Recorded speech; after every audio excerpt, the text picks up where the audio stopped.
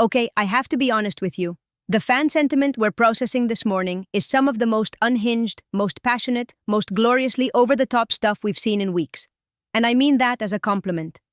Unhinged is putting it gently, Maria.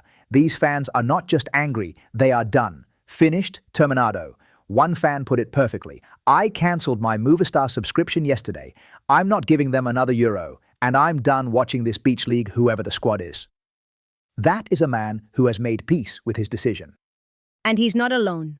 That comment got 133 upvotes, which is the highest engagement we're seeing across the entire comment section today. The La Liga grievance is the dominant mood right now, by a significant margin. And look, we talked about the refereeing anger yesterday after the Girona draw, but what's striking me today is that it's moved beyond just match-specific outrage. Fans aren't saying that was a bad call on Thursday. They're saying the entire institution is rotten. One fan literally wrote about the filthy Negreira league of corrupt mafioso Tebas, and she wasn't pulling any punches after that either. The Negreira shadow is long, as one fan put it, and that phrase is doing a lot of heavy lifting in these comments. What's interesting analytically is that the fans have essentially merged two separate grievances. The specific non-penalty against Mbappé on Thursday and this much bigger narrative about structural corruption. They're feeding each other. And what they want, what they're screaming for, is for the club itself to respond. One fan wrote that the Real Madrid president should go on every news bulletin in Spain and make it absolutely clear that there is a campaign against the club.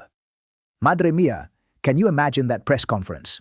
I can actually, and it would be extraordinary television. But here's my honest read on it. The fans demanding institutional action are processing genuine pain. When you feel like the rules aren't being applied equally, you want someone in authority to say it out loud. That's a very human response to institutional injustice, real or perceived. Real or perceived? Tio, that's the debate, isn't it? Because some of these comments are sarcastic, some are sincere, and some are genuinely both at the same time. There's one fan who says the Spanish league is known outside Spain as the most corrupt in the world, and they're saying it almost with a shrug, like it's just accepted fact now. The sarcasm is interesting because it represents a different kind of coping mechanism. The furious fans want action. The sarcastic fans have already emotionally detached. And honestly, from a fan psychology standpoint, the sarcastic ones might be in a worse place. The fury means you still care enough to fight.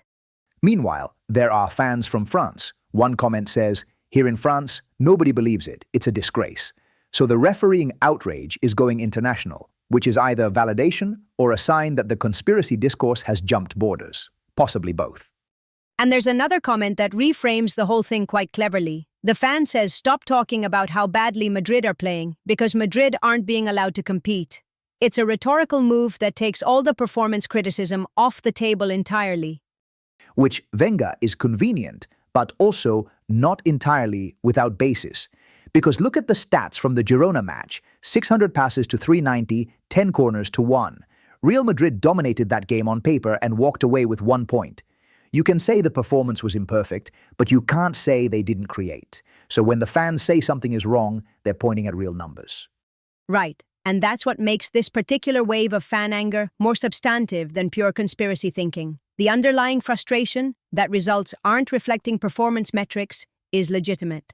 The institutional corruption narrative is where it gets murkier, but the core emotion, completely understandable. Okay, let's talk about something that's actually giving fans a reason to breathe this morning, because Toni Kroos has entered the chat. The man knows both clubs better than almost anyone alive, and he basically said, Bayern don't maintain their level in return legs. Fans are treating this like a signed affidavit. Que barbaridad. The Kroos quote is doing serious emotional work in the fan base right now. And look, he knows the dressing room culture at Bayern. He knows how they approach two-legged ties. And he's not just a random pundit. When Kroos speaks about either of these clubs, it carries genuine weight.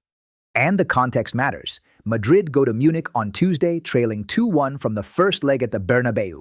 1-goal deficit. Mbappé scored, Vinicius was on the pitch. The squad that started that game had Arda Güler, Trent Alexander-Arnold, Alvaro Carreras. This wasn't a depleted side.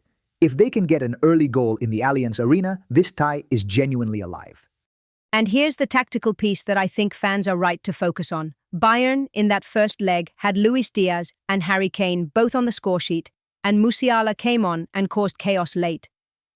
But look at their discipline. 4 yellow cards in that match, including Neuer. If Madrid can get under their skin early in the return, there's a pressure point there. The remontada energy is real, Tio. After days of La Liga doom and refereeing fury, the Munich match is the psychological escape hatch. Fans who have mentally cancelled La Liga, like our Movistar cancelling friend, they are fully redirecting that passion toward Tuesday. It's almost like the league frustration is becoming fuel for the European dream. Which is historically a very Real Madrid thing to do, by the way. The club has a long tradition of compartmentalizing domestic disappointment and then producing something extraordinary in Europe. Whether that's psychological resilience or selective amnesia is a debate for another day. Now, and I have to bring this up because it's in the comments and I can't ignore it, there's a fan who went after Valverde in a very specific way, calling him a boxer and putting him alongside Rudiger, Pepe, Casemiro, Ramos as the psychopaths of the squad, which, honestly, reads more like a Hall of Fame than an insult.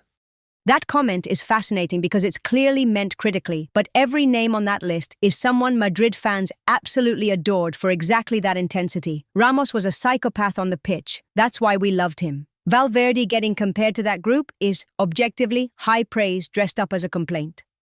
Valverde scored the only goal in the Girona draw, a 51st-minute equalizer, assisted by Brahim, and the man got a yellow card for being too intense in the 76th minute. That is peak Valverde.